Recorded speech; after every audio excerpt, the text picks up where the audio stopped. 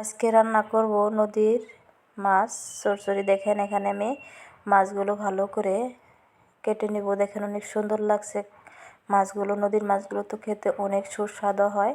আর এখানে রৌ মাছ, দেখেন রৌ মাছটা অনেক ডিম ছিল রৌ মাছের ভিতরে, দেখে তো খুবই ভালো লাগছে মাছগুলো।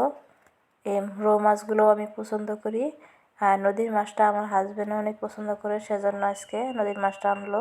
আর এখানে দেখেন আমি আলু কুটে নিয়েছি, চিকন চিকন করে আলু কুটে নিতে হবে, তাহলে ভালো হবে। মাছটা ধুয়ে নিয়েছি। দেখেন এখানে মাছটা ধুয়ে আলু দিয়ে রান্না করব। এখানে আমি হস মশলা দিয়ে নিচ্ছি। এখানে পেঁয়াজ দেওয়া হয়েছে, মরিচ দেওয়া হয়েছে, সবগুলো আমি দিয়ে নিয়েছি। এখানে দিয়ে নেব পরিমাণ মতো মরিচের গুঁড়া, আর এখানে হলুদ গুঁড়া দিয়ে নেব, আর হলুদের গুঁড়া দিয়ে নেব পরিমাণ মতো। সব কিছুই পরিমাণ মতন দিয়ে নিচ্ছি। আলুগুলো চিকন করে কেটে নেবেন, অবশ্যই ভালো লাগবে। এখানকার আমি দিয়ে নিচ্ছি গুঁড়া মাছগুলো দিয়ে একসাথে মাখাই নেব, তাহলে ভালো হবে। সেজন্য আমি একসাথে মাখাইয়ে ছড়াই দিব।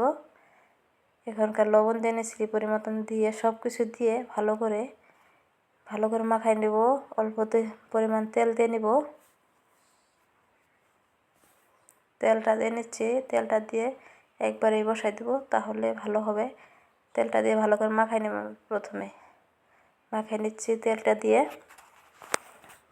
অবশ্যই এভাবে ট্রাই করে দেখবেন, খুবই ভালো লাগে। আর কে কে খেয়েছেন এইভাবে রান্না করে, তাও জানাবেন কমেন্ট বক্সে। এভাবেই রান্না করলে খুবই ভালো লাগে। সব পেলে রান্না যায়, আমি এইভাবে রান্না করলাম। দেখেন এখানে আমি বসা দিয়ে এলাম, পরিমাণ মতো জল দিয়ে ঢাকনা দিয়ে ঢেকে দিলাম, হতে দিলাম। দেখেন ফাইনালি পরে আমার কালারটা খুবই সুন্দর হয়ে আসছে চচ্চড়িটা। এইভাবে চচ্চড়ি বানিয়ে খাবেন, অবশ্যই ভালো লাগবে। আর নদীর মাছ তো অনেকই ভালো লাগে খেতে, শরীরের প্রতিও ভালো নদীর মাছ খাওয়া। ফাইনালি আমার নদীর মাছের সবজিটা হয়ে গেল। আর কে কে পছন্দ করেন কমেন্ট বক্সে জানাবেন। যদি ভালো লাগে তাহলে লাইক কমেন্ট শেয়ার করে দিন। ধন্যবাদ।